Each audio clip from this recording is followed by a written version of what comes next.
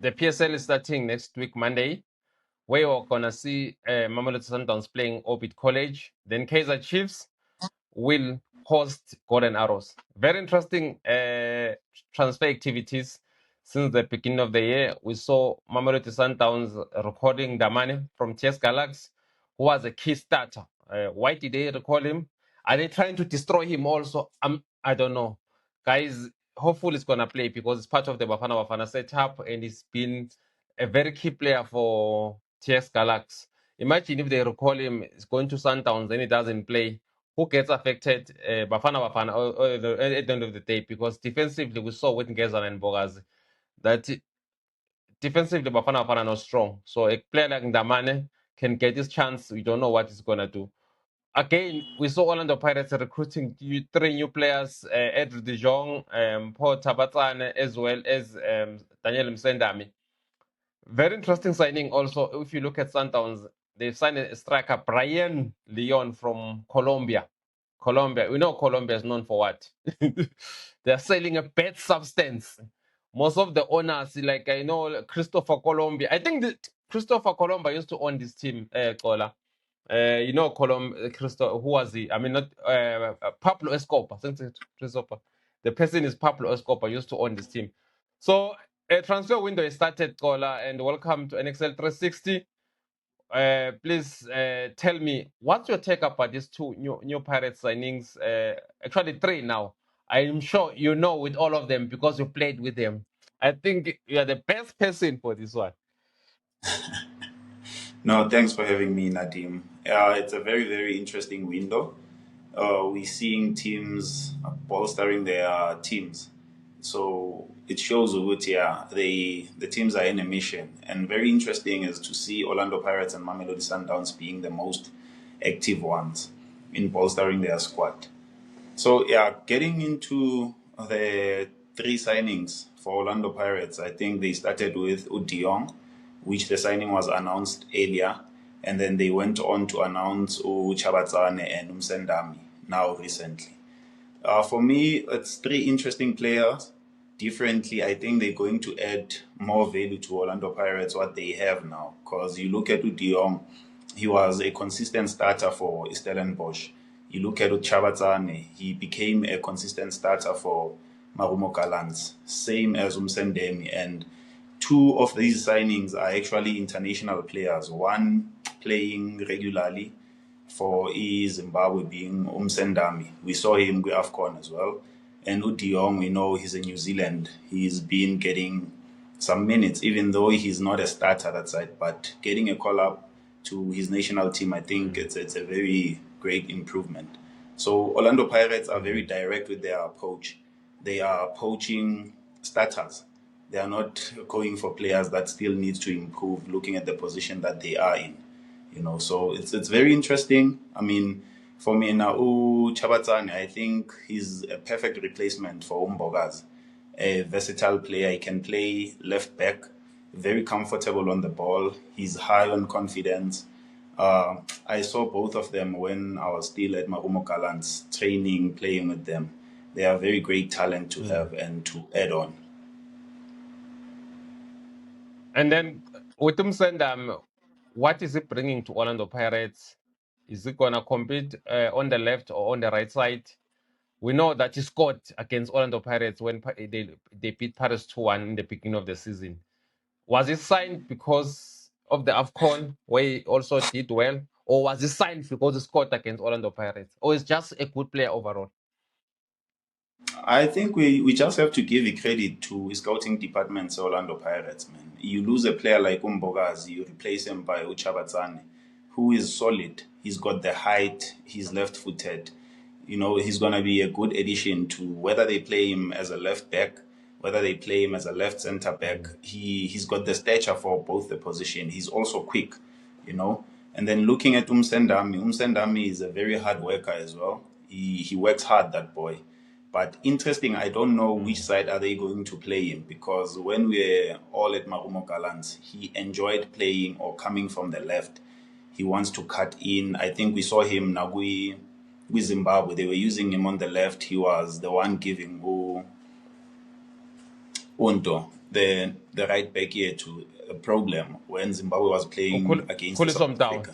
Kulisom down. Yeah, Yeah. because he's quick and he likes taking on players, so he's bringing an addition to Orlando Pirates attacking midfielders, the wingers. The competition is going to be tight and tough.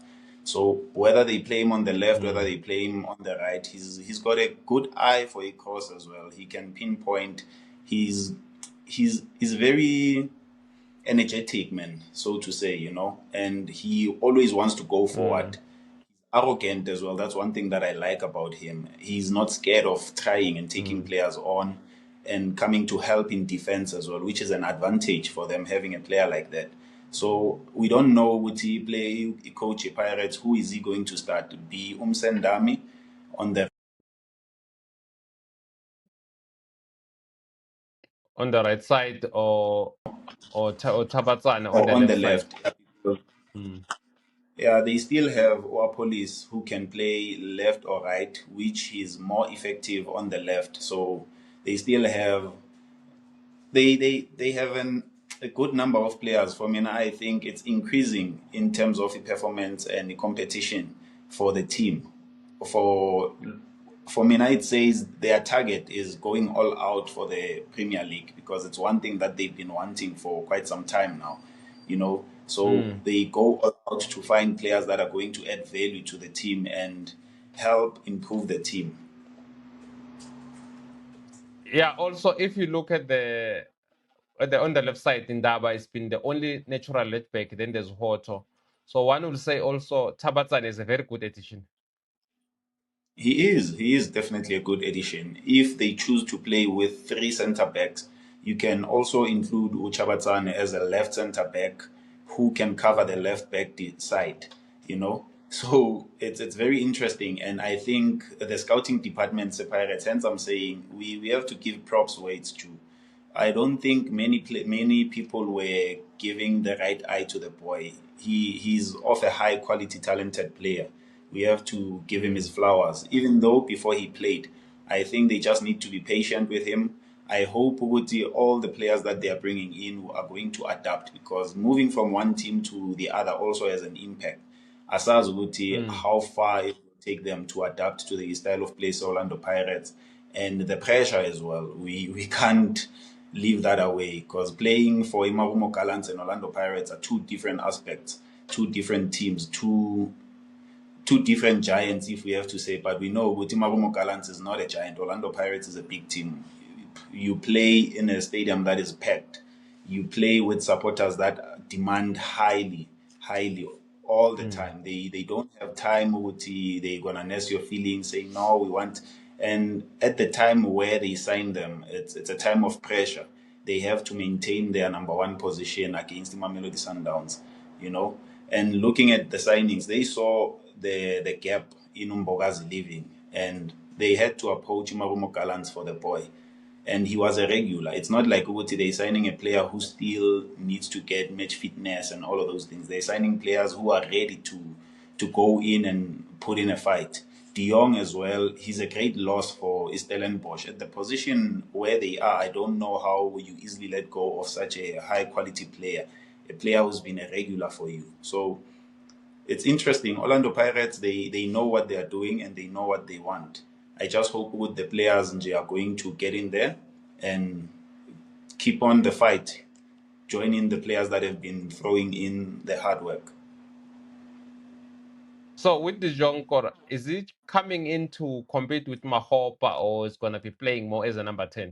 Where is it coming to? Where, since you know him very well from your Amazulu days, which is his like most preferred position or position where he performed the best? For me, as I played Not De Jong, I think he's the best number 10 to have because he's not the number 10 that is going to sit in. He breaks the lines, he drops in to come and have a link up play.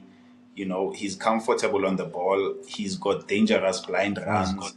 So when you have a player like De Jong, you have a player like versatile. So I don't know if Coach Uzombona as what when bringing him on the team because Tina we can talk and say he's good at number 10, but maybe we philosophy a coach, the coach will see him fit to be a number nine. But the advantage is that he can play both position and perfectly so. Because when you have a player like him who's got the height, who's got the ability to even help you in terms of crosses, and one thing that I think also he can add value in when it comes to defending set pieces for Orlando Pirates, which is something that they've been struggling a lot with, he's going to help them in that department, you know. No, interesting tech. It looks like Pirates, Goal, as you said earlier, they went on for regulars in their starters. If you look at De Jong, he's played every game for Stellies and scored actually 2 goals. Then look at Msenda and he played almost all the games. He missed only one, I think.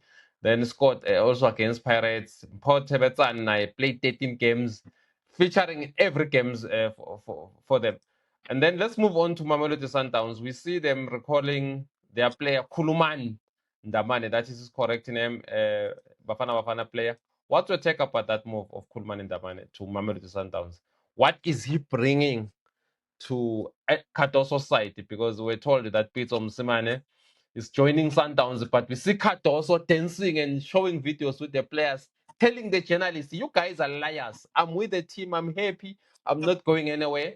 Maybe that is the message. What's your take all about the signings? You can highlight both of them, my brother, which is Kulman Damane as well as Brian Leon.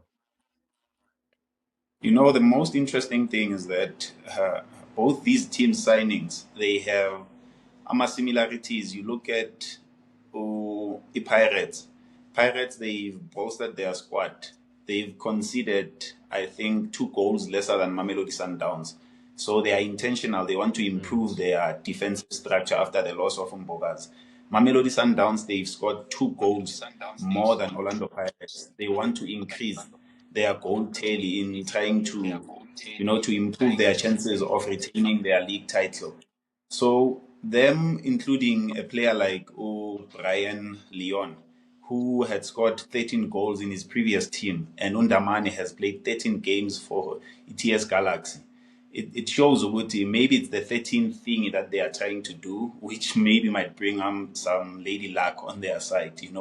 But they also recall the player in Undamane. I think they've been struggling with the left centre back because they've been using right-footed players in the left centre back, and having to bring in Undamane back, it gives them that advantage of helping their left back in terms of defense, helping them in terms of build-up plays and thinking with the left-footed player.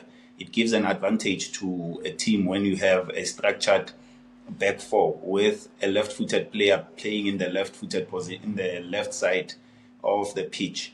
So Undamane has an advantage when it comes to center backs where Mamelodi Sundowns, because he is the youngest. When you look at the left-footed center backs where Mamelodi Sundowns, with Onto, Ukekana, no Cupido, they've been used and rotated. Sometimes Cupido, you find him on the left, but he's using the right foot. Sometimes you find Ukekana also using the right foot. And he's also got the stature of a center back. When it comes to defending those crosses, he is there. He's able, So I don't know much about Ulion, but looking at the stats, it shows Uguti they were very, very direct with their approach in signing him. I don't think a team can spend so much money for a player who's not going to add value. But we don't know Uguti na adaptation yakhe to the Betway Premiership is to help Mamelodi Sundowns to get back on top, because you look at the goal difference between Mamelodi Sundowns and Orlando Pirates, they are both on 13th.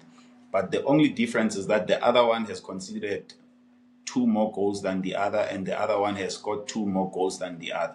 That's what makes them to be even with the goal difference thingy. So it's going to be an interesting thing. Yes, we know Orlando Pirates has a game in hand, but let's see how the teams are going to come back, how the break has affected them or it has improved them to go forward and fight for what's left.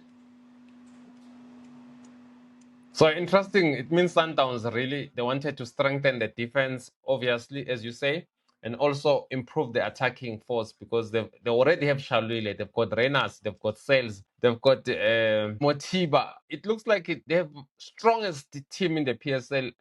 The way they go, It looks like they've got almost 4 players in each and every position, which is very, very interesting, which is scary for Orlando Pirates. That's why maybe Pirates also are reacting like that.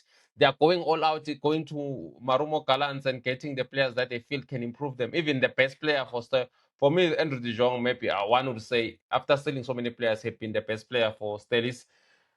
Another The very interesting interesting thing thing is in that Stelis, as you said, they sign players.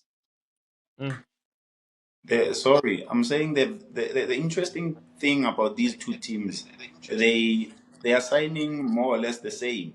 You know, you look at the Sundowns, they've recalled the center back, yeah, but you look at the Orlando Pirates, they've signed Chabatsane as the centre back. You look at the Mamelodi Sundowns, they've signed a forward in Ulion.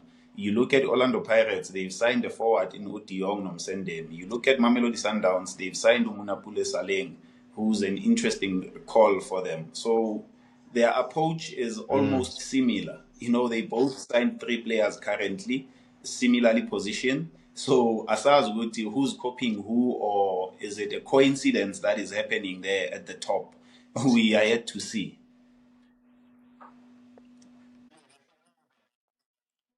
If No, I'm just saying it's very it's clear gonna be the a league very is gonna go interesting down one. to the wire with with the signings that are happening. And then let's look at also Kaiser Chiefs have not signed anyone. We heard that they were interested to Puso Tichechane. Apparently, Bob Mtaong has sent the player a message. Kaiser Taonga Juna was calling him. Then Jessica, like, it doesn't even make sense for me. The guy who runs TS Galaxy is the owner, Tim Sugas. Why not go straight to him? What's your take up what Chiefs trying to go to parents and whoever? While the player, they know Tim Sugas is a person who have said that many times publicly. The PSL need a strong Chiefs and Pirates. He's been selling players like the goalkeeper from Chess Galaxy, Ntuari, used to play for Chess Galaxy. He's been selling players to Orlando Pirates. It's very clear that he wants the strongest team. Pirates and Chiefs and Pirates will be strong so that the league will be more entertaining. Fans will go to the stadium. Then the other teams will benefit eventually because when TS Galaxy is playing Kaizer Chiefs in Bombela, the stadium will be full because the fans, Amakosa Masha, will be happy that we're back. What's your take about this mix up in terms of approaching a simple player that they developed?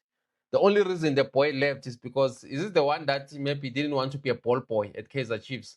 Now they want him instead of calling Tim Sugas, look, Puzo Tichechane, we need him.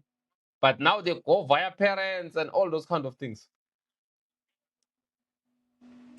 It's so sad, man, Nadim, for a big team like Kaizer Chiefs to approach the boy the way that they've approached him. So we had, you know, for one, I think maybe, in my opinion, it wasn't an easy thing to do to go back to team and say, hey, we want to have this boy's services back again, you know. But I think it would have been a fair thing to do because the boys contracted to TS Galaxy.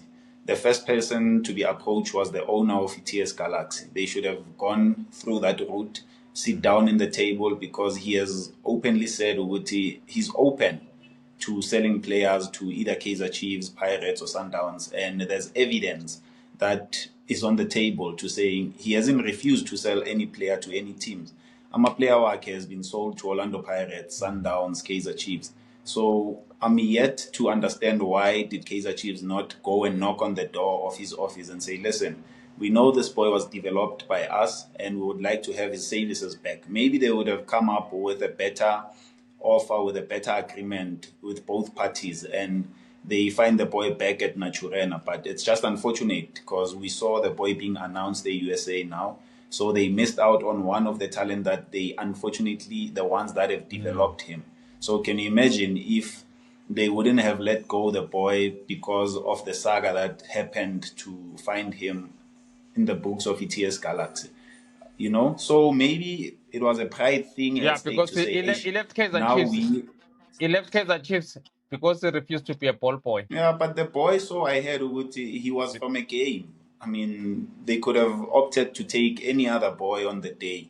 Why not allow the boy to go through a regeneration yake proper? Because a recovery a player takes almost 48 hours, a full recovery. You don't want to come back from the game and you're still going to have to stand for a full 90 minutes with add-ons on top, you know? So I can understand the frustration of the boy refusing to going and being a ball boy. Maybe I'll be biased because I'm a player, but after a game, you just want to relax and make sure that your body recovers fully. But look at what happens now. They are the ones chasing after the boy, having to make phone calls to the parents, trying to call the boy. But the right person that they were supposed to have the talks and open chats for having the boy back in Achurena was Utim Sugazi, and they did not do that. You know, so it's a loss for Kaizer Chiefs because the boy is a highly talented player. I don't want to take nothing away from that. The boy has proven and he has shown his capabilities and abilities of being a good player that he is. That's why I think it was easy for the USA team to approach Tim Sugazi and say, listen, give us the services of this boy. And we are willing to spend as much as they spent to make sure they secure him. Interesting take, caller. I agree with you. I think as a Chiefs, they just need to do the right thing.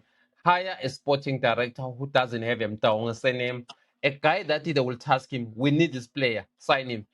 All of them, Bobby Mtaung talking to parents, this one. I mean, when I read what Tim Sugazi said on Ikwekwezi FM, it sounds like a joke. We need to be honest that Kaizer Chiefs is one of the biggest teams in South Africa.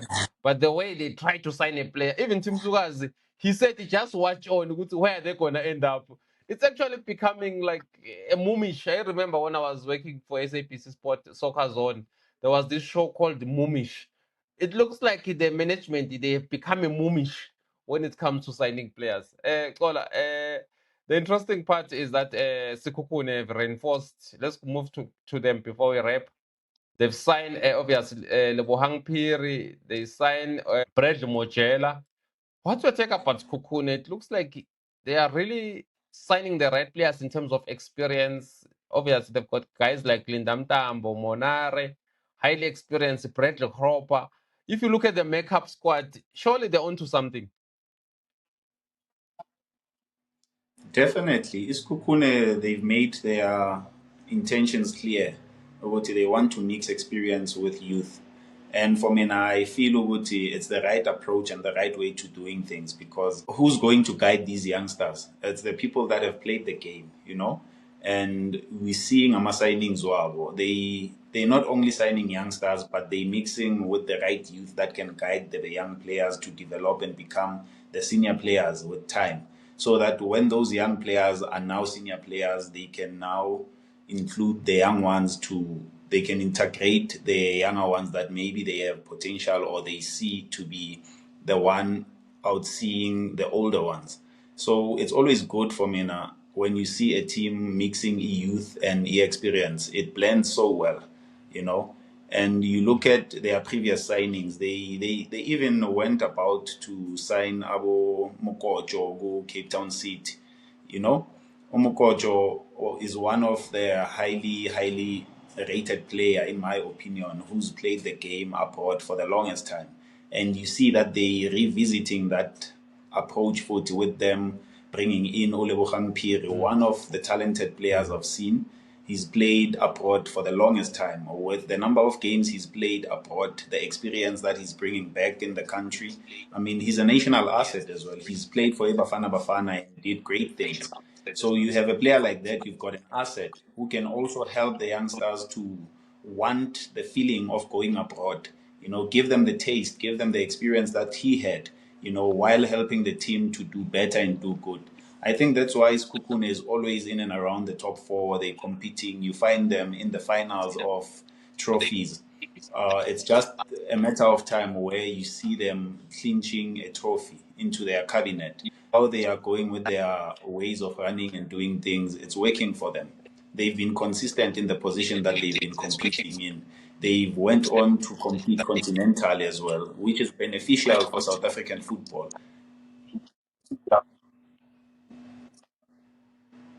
No, very interesting. I agree with you, Kola. It's an interesting move that Skukune, they know how to add the experienced players like Brett Hopper is over 36 or so.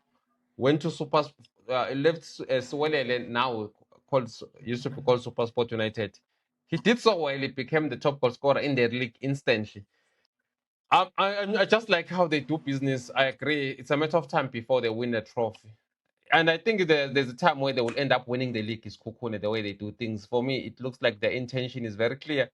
And it's also interesting that TX Galaxy can sell so many players. I don't know how it's gonna end up if like every time you sell so many players. Then Stellenbosch call maybe your last words on that. They also sold like Mochela, then Dijon, while they are in the bottom of the log.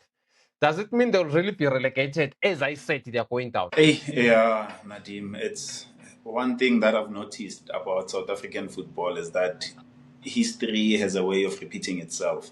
And I hope maybe people learn from it because we can take it back to the times of Jomo Cosmos. He was one of the best selling team, always selling, making a lot of money out of selling players, whether he was selling the players abroad or locally. But look at where the team is now. You know, we're looking at Mm. Stellenbosch now. They've been selling. One of the top teams that we've been having. They've worked around their way of doing things. They won trophies. They were competing in the top four. They are now competing in Africa, and they've now went on to keep on selling and selling their quality players. Now they are fighting relegation. Hopefully, they will survive that thing and revisit their way of doing things, and somewhere somehow refrain from always selling their quality players.